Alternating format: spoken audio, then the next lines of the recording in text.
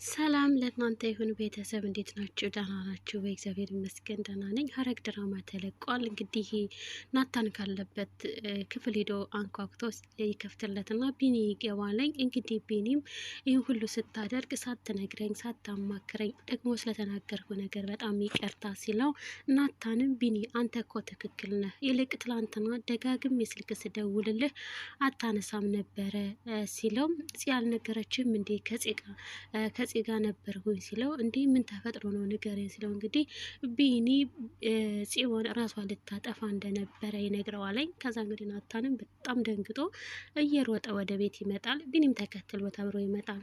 ቤዛም እንግዲህ ጓደኛዋን ሔዋንን ለመፈለግ ክፍለ ሀገር ልትሄድ እንዳሰበች አስባ ነበረ ባለፈው። እንግዲህ ቤዛም አሁን ለናታን ብነግረውስ እስካሁን እንዴት ትዝ ሳትልሽ ይለኛል። ቆይ ምን ላድርግ? ሳልናገር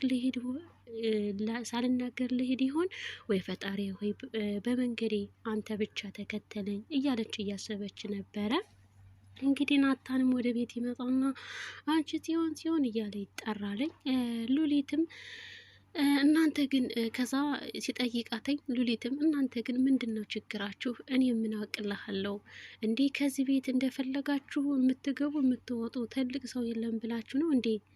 ትንሽ አታከብሩኝም እንዴ? ትለዋለች። ናታን እንግዲህ ለእሷ መልስ አልሰጣትም። ቀጥታ እየሮጠ ፎቅ ነበር የወጣ።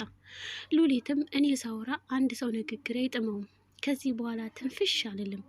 ሉሊት ራችን አስከብሬ ዝም ስትይ እንዴት እንደሚርበተበቱ ታያለሽ። አንዲት ቃል ትንፍሽ አትበይ እያለች ለራሷ ታወራለች። ይህን እያለች እንዳለ ፂ ትመጣና ወንድምሽ እየሮጠ መጥቶልሻል፣ እንደ እብድ እያደረገውም ነበረ ስትላት፣ ከዛ እንግዲህ ፂ ወንድሜ ስትላት ወንድምሽ ትላታለኝ። ተከትላት ትሄዳለች። ከዛ እንግዲህ ናታን ቢኒ ቤዛ ሆነው ፎቅ ተቀምጠው ነበረ ፂ ክፍል። ከዛ ቤዛ ናቱ አንዴ ላናግረ ስትለው ምንም እንድታናግርኝ አልፈልግም። ይኸውልሽ ቤዛ ይህን ነገር መውራትም ሆነ መናገር የነበረብሽ ገና መጀመሪያ ነበረ ይላታለኝ። ቤዛም እሺ እንውጣና ላስረዳ ስትለው እንግዲህ ናታንም ጉዳይ ምን ነገር ልደብቂ መብቱ የለሽም፣ በዚያ ላይ እንዲህ ያለ ነገር ቆይ እንዴት አስቻለሽ ይላታለኝ። ከዛ እንግዲህ ቤዛም በጣም ትናደድና አረ እንደዛ ነው የሚመስል ስለምን መብት ነው የምታወረው? ከዚህ ቤት የታለህና ምን ነው መቼ ነው የምነግርህ? ስትፈልግ የምትከፍተው ስልክ ላይ እንድደውልልህ ነው የምትፈልገው? ንገረኝ እስኪ። ማታ ከዚህ ቤት ለማደር ስትመጣ ነው የምነግርህ።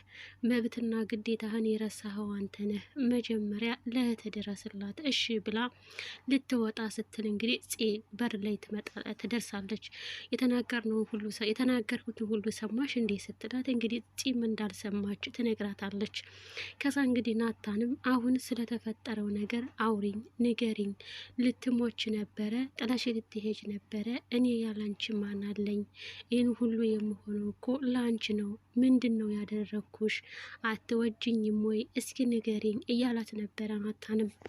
እንግዲህ ፂም እወድሃለሁ አንተ ብቻ እኮ ነው ያለኸኝ፣ እሺ እነግርሃለሁ ትልና ቢኒ አንዴ ተወጣልን ብቻችንን እናውራ ትልና እንግዲህ ቢኒ ይወጣላቸዋል።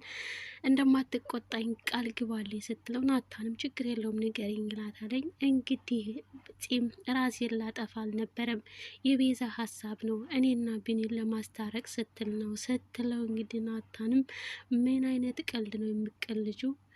እሺ ቢኒ ሳወቀ ሲላት እንግዲህ ቤዛም ፂም እንግዲህ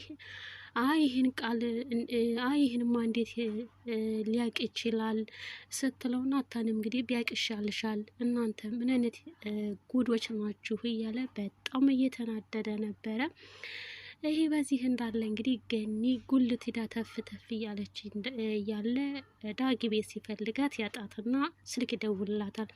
ከዛም ማየት የት ሄደሽ ነው ሲላተኝ እዚው ሰፈር ነኝ እመጣለሁ ምናምን እያለች እያለ አቤል ይመጣና አረ የዳጊ እናት ጉልት ጀመርሽ፣ ያበደ ነጋዴ ወጥቶሽ የለ እንዴ ይላታል። ገኒ ምን አገባ ጋጠ ወጥ ጥፋ ከፊቴ ጥርስ ይርገፍ ትለዋለች። እና አቤልም ተረጋጊ ሴትዮ ልሸጭ አይደለ እንዴ የተቀመጥሽው እያላተኝ ይኸውልሽ የምልሽን ነገር ከሰማሽን ብቻ ነው የምገዛሽ ይላታለኝ።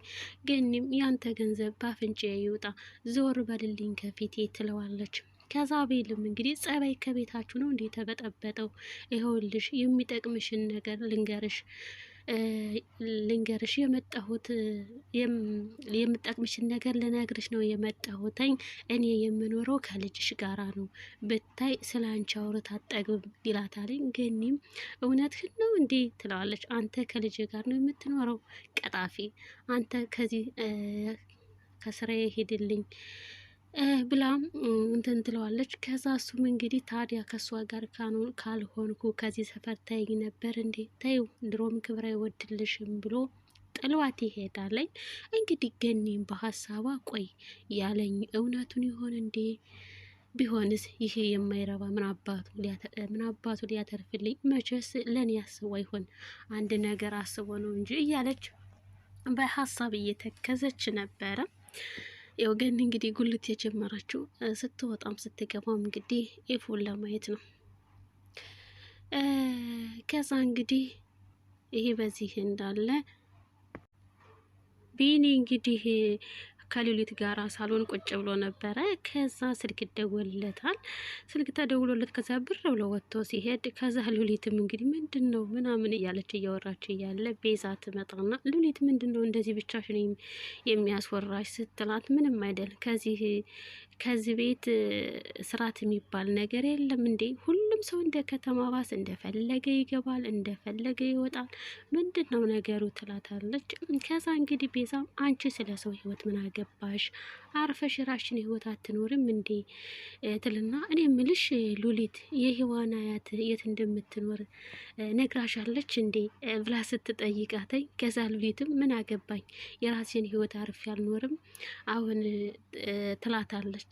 ከዛ እንግዲህ ቤዛ አረ ምን ጉድ ሰው ነሽ ስትላተኝ ሉሊትም አሁን አንቺ አይደለሽ እንዴ በማይመለከትሽ አትግቢ የእርጎ ዝንብ አትሁኝ ያልሽኝ እና ስለዚህ ዝም ላለው ስትላተኝ ከዛ ቤዛም እንግዲህ የእርጎ ዝንብ የሚለውን ራስሽ ነሽ ያወጣሽው እኔ አላልኩሽም ትላታለች።